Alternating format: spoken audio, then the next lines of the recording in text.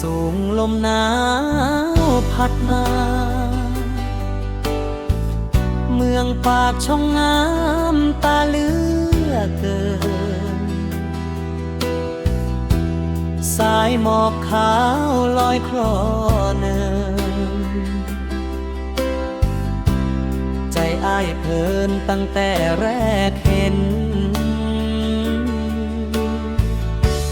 สาวบ้านนี้ยิ้มหวาน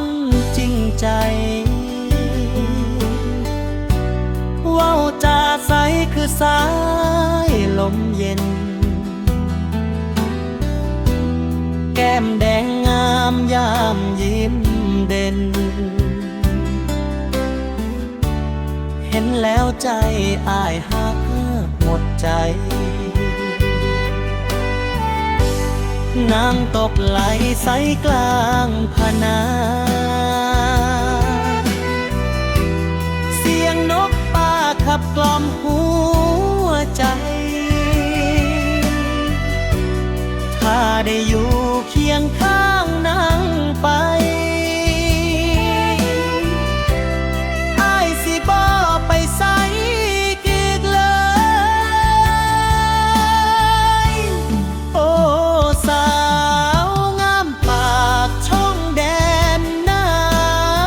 วเจ้าคืองามดังดาวพรางฟ้ารอยยิ้มเจ้าตรึงใจอ้ายมาบ่มีวันลืมได้เลยฟ้อนลำบวงใต้แสงเดือนหนาวจับมือนางฟ้อนไปด้วยกันเสียงแคนดังมือทุกคืนวันหักเจ้ามันสาวปากช่องยามเช้าหมอกลงเต็มภูเขากาแฟหอมโชยทั่วไพธรรมชาติงามจับหัวใจคือของขวัญจากฟ้าประทานอ้ายอยากสร้างฮักที่นี่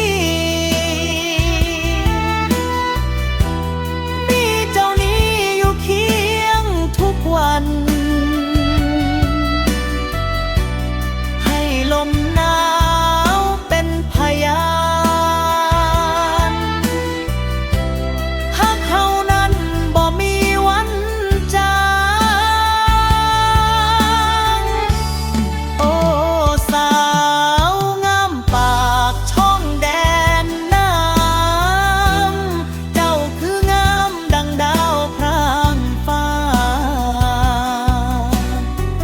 รอยยิ้มเจ้าตรึงใจอ้ายมาบ่มีวันลืมได้เลยฟ้อนลำวงใต้แสงเดือนงามจับมือนางฟ้อนไปด้วยกันเสียงแคนดังเหมือนทุกคืนวันฮักเจ้ามันสาวปากช่องก็เลย